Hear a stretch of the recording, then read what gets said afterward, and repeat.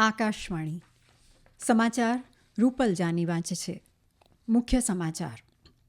ચાલુ શિયાળુ સત્રમાં સંસદની કાર્યવાહી સુચારુ રૂપે ચાલે અને ખોરવાય નહીં તે માટે સરકાર અને વિરોધ પક્ષો સહમત.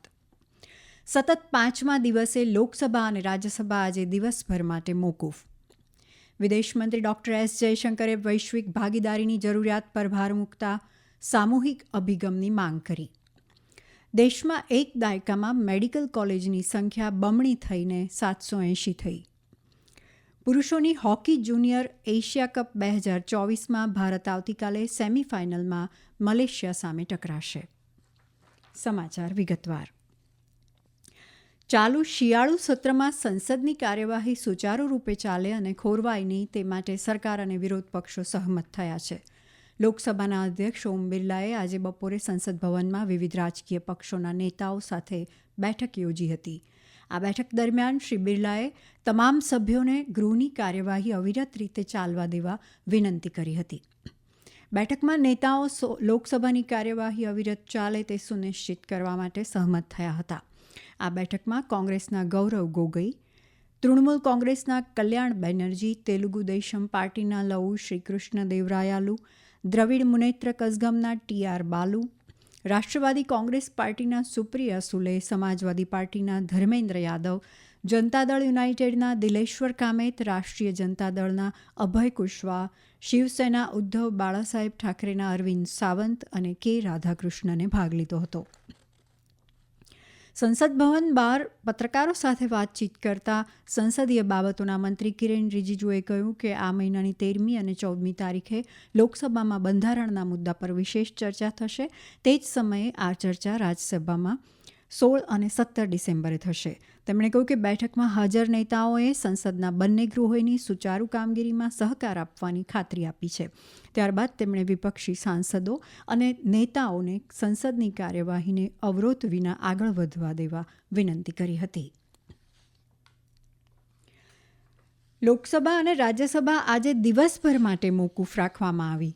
એક વેપારી જૂથ સામે કથિત લાંચના આક્ષેપો અને ઉત્તર પ્રદેશમાં સંભલ હિંસા સહિતના અનેક મુદ્દા પર વિપક્ષના હોબાળાને કારણે આજે સતત 5મા દિવસે બંને ગૃહોમાં કોઈ ચર્ચા થઈ શકી નહીં. બપોરે 12 વાગે રાજ્યસભાની બેઠક શરૂ થયા બાદ વિપક્ષી સભ્યોએ પોતાનો વિરોધ ચાલુ રાખ્યો.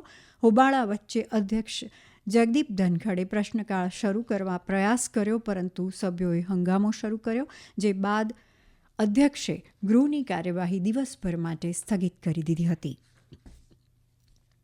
વિદેશમંત્રી ડોક્ટર એસ જયશંકરે વૈશ્વિક ભાગીદારીની જરૂરિયાત પર ભાર મૂકતા સામૂહિક અભિગમની માંગ કરી છે.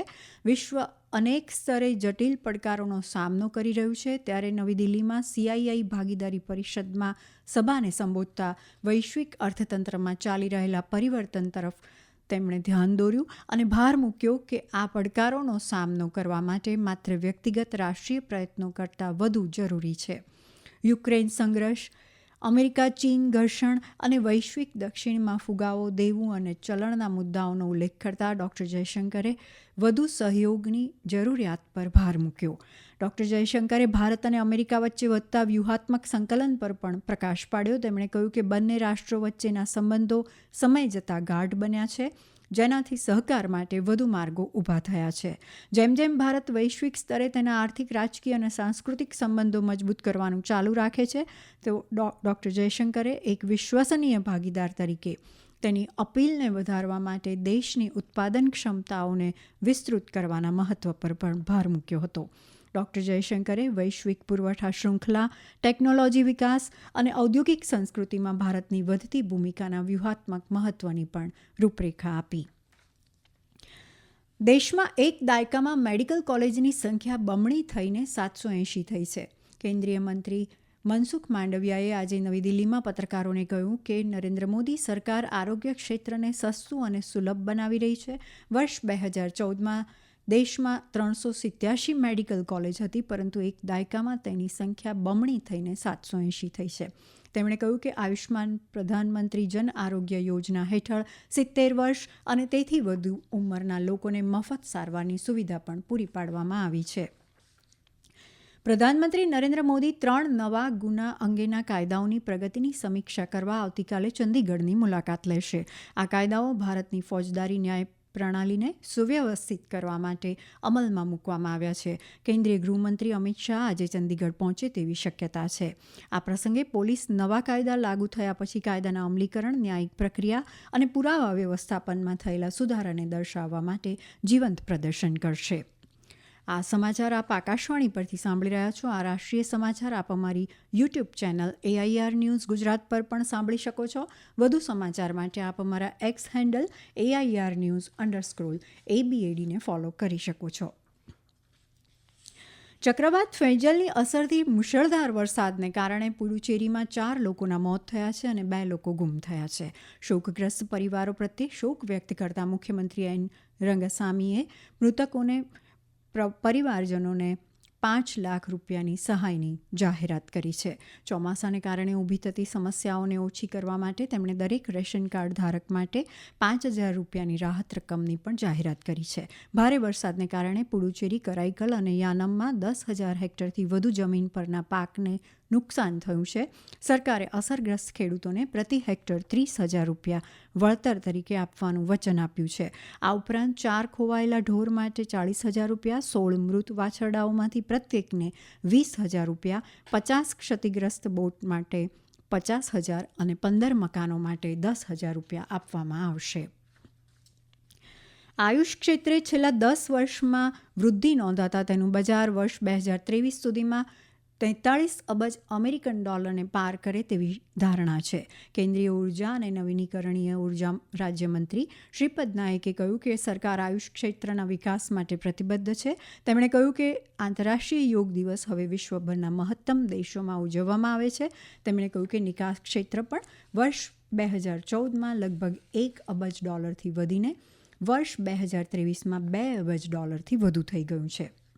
સરકારે આજે જણાવ્યું હતું કે ગયા વર્ષે નવેમ્બરથી આ વર્ષે ઓક્ટોબર સુધીમાં પેટ્રોલમાં ઇથેનોલના મિશ્રણને પરિણામે સરકારને વિદેશી હુંડિયામણમાં 28,400 કરોડ રૂપિયાથી વધુની બચત થઈ છે. રાજ્યસભામાં પેટ્રોલિયમ અને કુદરતી ગેસ રાજ્યમંત્રી સુરેશ ગોપીએ સ્પષ્ટતા કરી કે સરકારે ડીઝલમાં ઇથેનોલ મિશ્રણ માટે કોઈ કાર્યક્રમ શરૂ કર્યો નથી. પ્રધાનમંત્રી કૌશલ વિકાસ યોજના હેઠળ નાણાકીય વર્ષ 2019-20માં લગભગ 94 લાખ ઉમેદવારોને તાલીમ આપવામાં આવી છે. કૌશલ્ય વિકાસ અને ઉદ્યોગ સાહસિકતા મંત્રી જયંત ચૌધરીએ લોકસભામાં જણાવ્યું કે ચાલુ નાણાકીય વર્ષમાં લગભગ 15 લાખ ઉમેદવારોએ આ યોજનાનો લાભ લીધો છે. પુરુષોની હોકી જુનિયર એશિયા કપ 2024માં ભારત આવતીકાલે સેમીફાઇનલમાં મલેશિયા સાથે ટકરાશે. મેચ મસ્કત, ઓમાનના સ્ટેડિયમમાં ભારતીય સમય મુજબ રાત્રે 8:30 વાગે શરૂ થશે. ગઈકાલે રાત્રે ભારતે દક્ષિણ કોરિયાને 8-1થી હરાવી પૂલ એમાં ટોચનું સ્થાન મેળવ્યું હતું. આવતીકાલે બીજી સેમીફાઇનલ પાકિસ્તાન અને જાપાન વચ્ચે રમાશે. વિજેતા ટીમ ટૂર્નામેન્ટની ફાઇનલમાં પહોંચનારી પ્રથમ ટીમ બનશે. પુરુષોની હોકી જુનિયર એશિયા કપની 10મી આવૃત્તિની ફાઇનલ મેચ બુધવારે રમાશે. નૌકાદળના વડા એડમિરલ દિનેશ ત્રિપાઠીએ જણાવ્યું છે કે ભારતીય નૌકાદળમાં આગામી 10 વર્ષમાં 96 જહાજ અને સબમરીન સામેલ કરવામાં આવશે. તેમણે કહ્યું કે 62 જહાજો અને 1 સબમરીન નિર્માણાધીન છે અને આવનારા વર્ષોમાં આત્મનિર્ભર અભિયાનના ભાગરૂપે ભારતીય નૌકાદળમાં વધુ જહાજ અને સબમરીનને સામેલ કરવાના પ્રયાસો કરવામાં આવી રહ્યા છે. આંતરરાષ્ટ્રીય દરિયાઈ સંમેલન ચાલુ વર્ષે 4થી 6 ડિસેમ્બર દરમિયાન ચેન્નાઈમાં યોજાશે. આ સંમેલનમાં ડાયરેક્ટર જનરલ ઓફ શિપિંગ શ્યામ જગન્નાથન મુખ્ય અતિથિ રહેશે. આંતરરાષ્ટ્રીય ખ્યાતિપ્રાપ્ત વક્તા અને પેનલિસ્ટ ભવિષ્યના દરિયાઈ પ્રાકૃતિક દ્રશ્ય વિશે ચર્ચા કરશે. આ ચર્ચામાં અમેરિકા, બ્રિટન, જર્મની, સ્પેન અને એશિયા પેસિફિક દેશો ભાગ લેશે.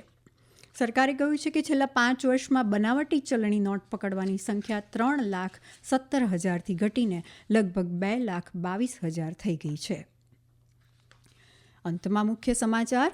ચાલુ શિયાળુ સત્રમાં સંસદની કાર્યવાહી સુચારુ રૂપે ચાલે અને ખોરવાય નહીં તે માટે સરકાર અને વિરોધ પક્ષો સહમત. સતત 5મા દિવસે લોકસભા અને રાજ્યસભા આજે દિવસભર માટે મોકૂફ. વિદેશમંત્રી ડોક્ટર એસ જયશંકરે વૈશ્વિક ભાગીદારીની જરૂરિયાત પર ભાર મૂકતા સામૂહિક અભિગમની માંગ કરી.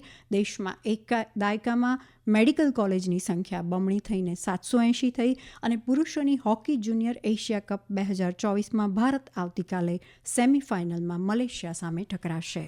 આકાશવાણી પરથી સમાચાર પૂરા થયા.